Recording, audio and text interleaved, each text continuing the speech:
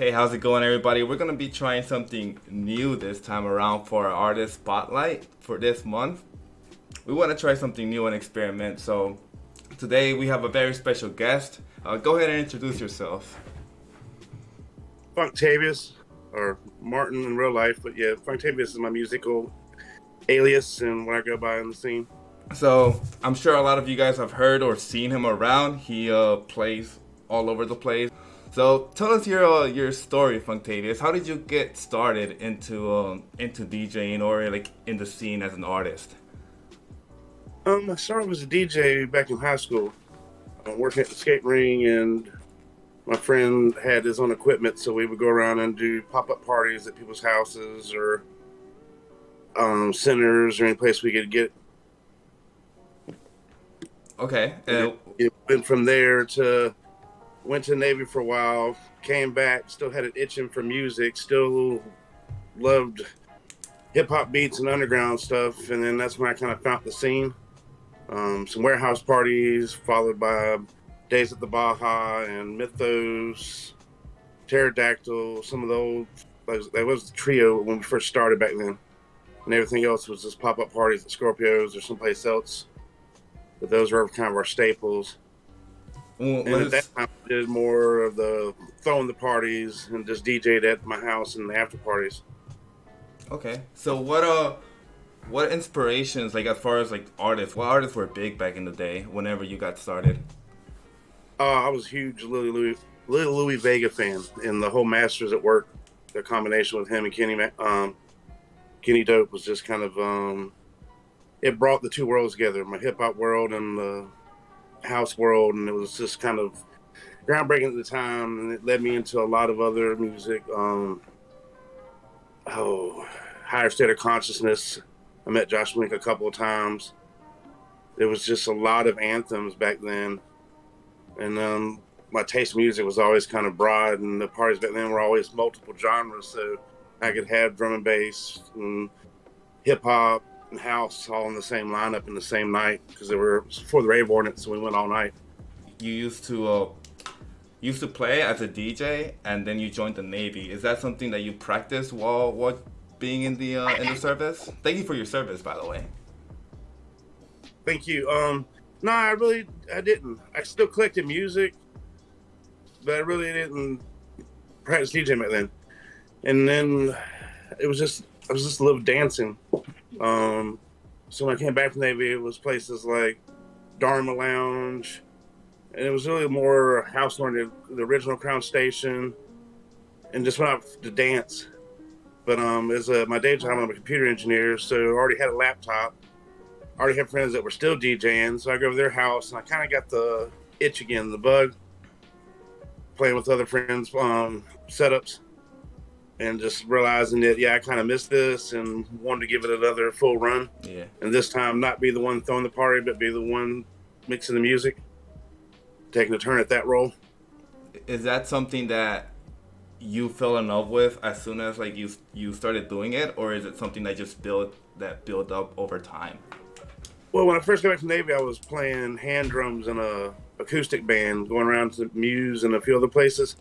And that got me over some of my fear of performing in front of folks. And then it got my mind back to DJing. And like I said, I had a lot of friends that were DJing, so it was easy to kind of get opinions on gear and equipment and go lay hands on stuff and get a little try. And I fell in love with Tractor through Chuck Martin and Justin Aswell. They were both Tractor users and let me come over and, one-on-one play with these things and use the laptop and the looping and the effects, and it was mind-boggling how much more you can do now than you could with just vinyl.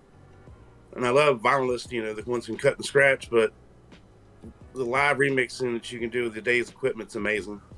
Did you start with vinyl, or were they using CDs back then? It was vinyl at first, yeah, before I went to the Navy. And when I got back, I jumped straight from that into a controller.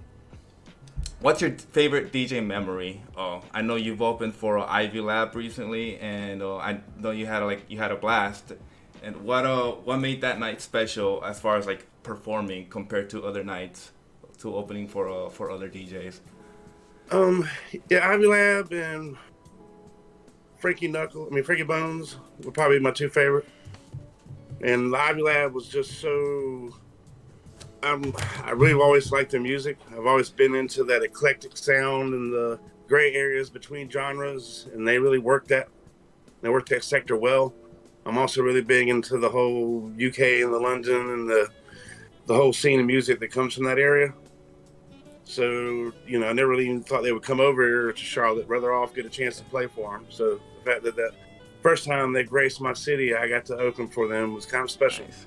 And the entire lineup, Kiva was amazing. Watching her sing and rap, you hear it in her tracks, but to see her actually do it, mind blowing.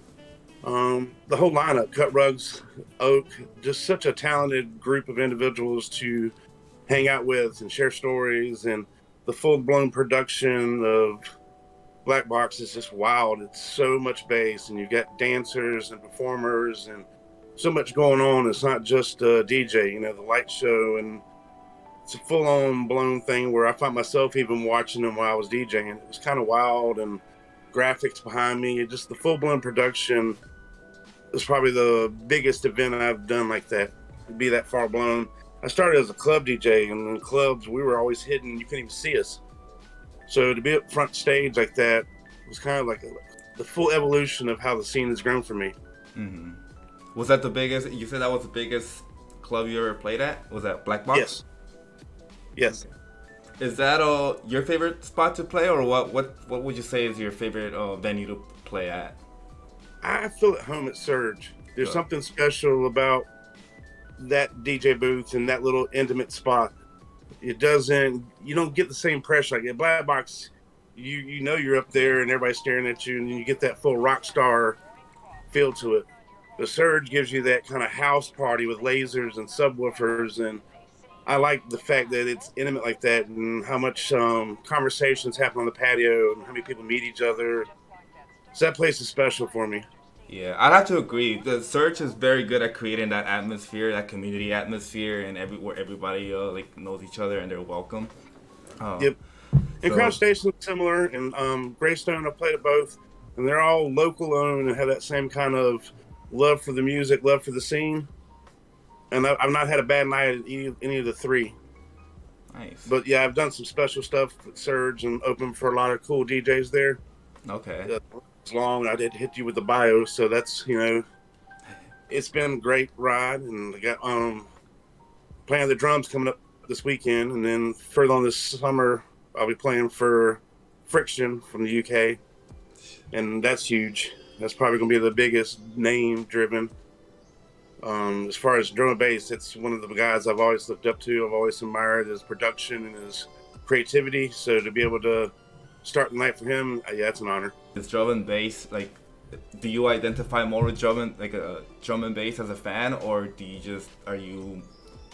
just depends on the day? How would you describe it? To me, it's about a vibe. And if there's a drum bass crowd coming out, yeah, I love playing drum bass for the drum bass crowd. If I'm playing for a younger crowd and they like the wubs, and I love playing what the crowd's going to get off on. Mm-hmm. And it's about setting that vibe, and I like these genres. And I started as a hip-hop DJ, so a lot of this to me just feels like the evolution of hip-hop. So I don't really lock myself in too much, because hip-hop sampling went everywhere. We had jazz, we had anything that you could find a record of and sample, Delta blues. It all found its way into music. So my mind was never really kind of set where I had to play a certain genre. I did a bi-weekly house internet show for almost 2 years. So I was really into house for a long time. Charlotte's just got a very competitive house scene.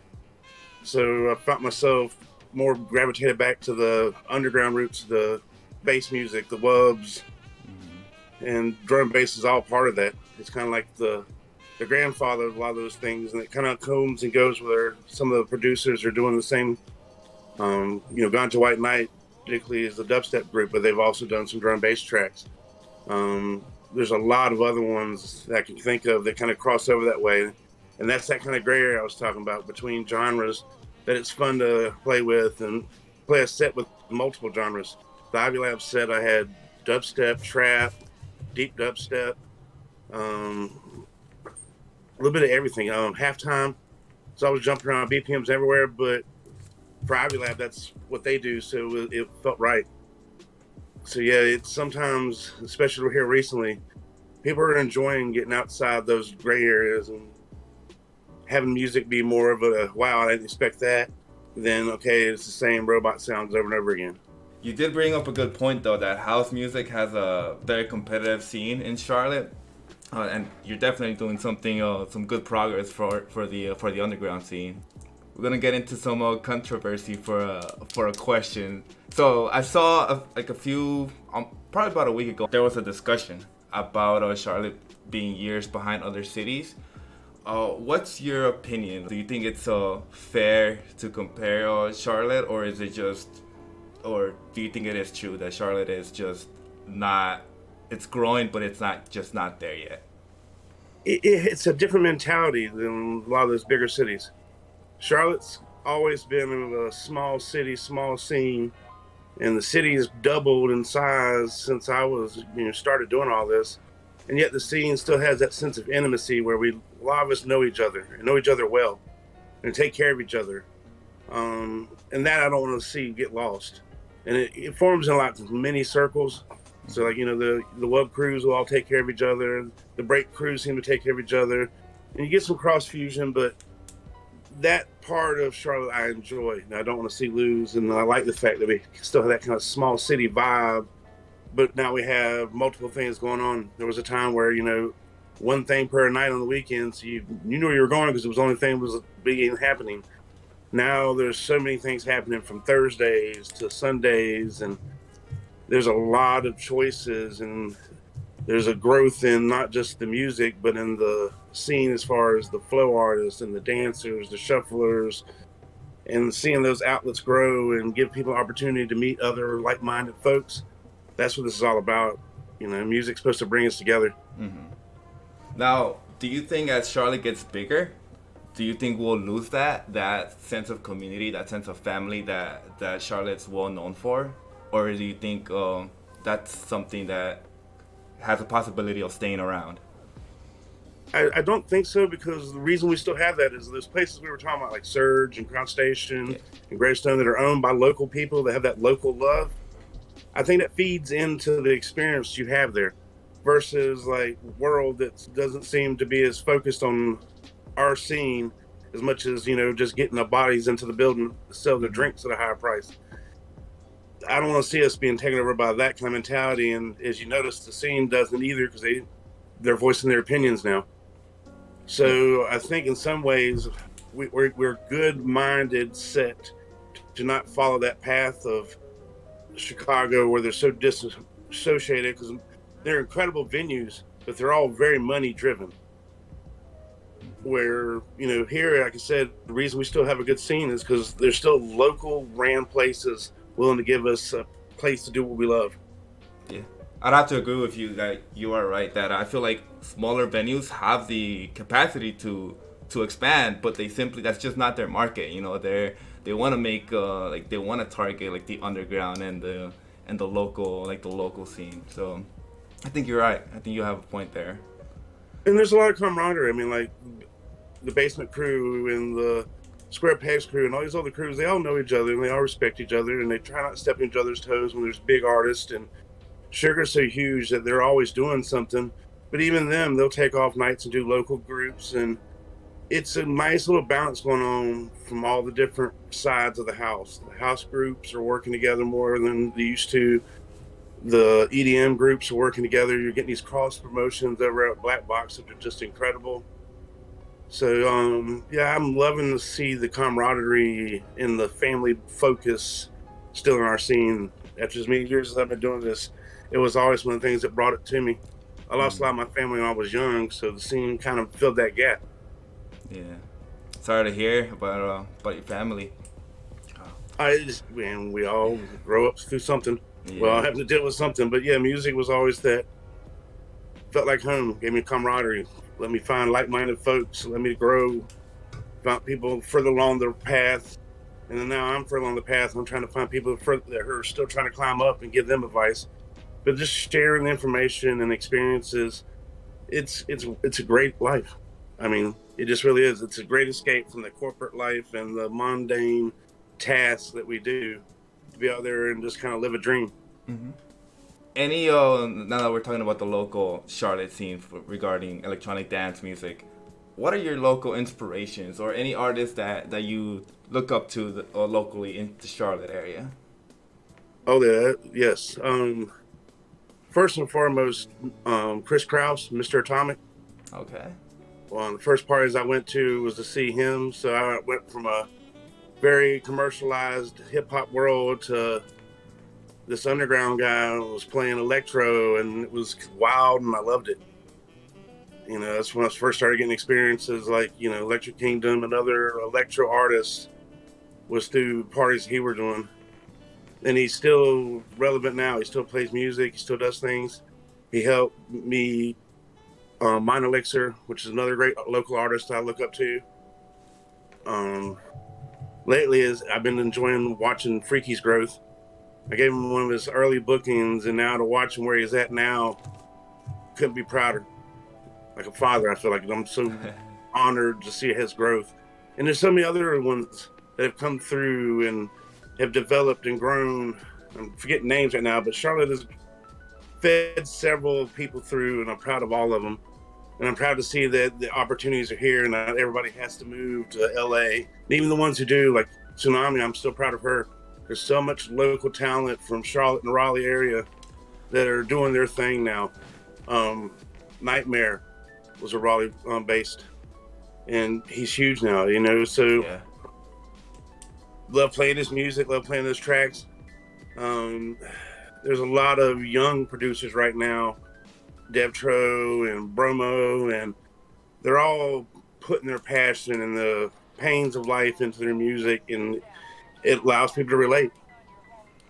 You know, it's not just noises. There's, you know, there's emotions in these tracks. Mm-hmm. And that's what people who don't love EDM or house music don't understand. But once you get in here like we do, you feel emotions from all this music. Yeah. Yeah, that's something. There's something to be said about those artists who they can just take you on an emotional trip. Right. And heal you or excite you or just make you feel like, you know, you're not alone. Mm-hmm. All right, sir. Mr. Funktavius, that concludes our interview. It was a pretty short one, 18 minutes. But thank you very much for giving us a few words. You know, we really enjoy hearing from you. My name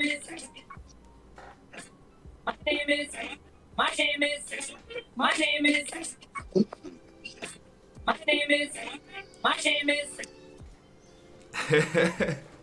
That was a good one. Did you make that? Did you sample that yourself?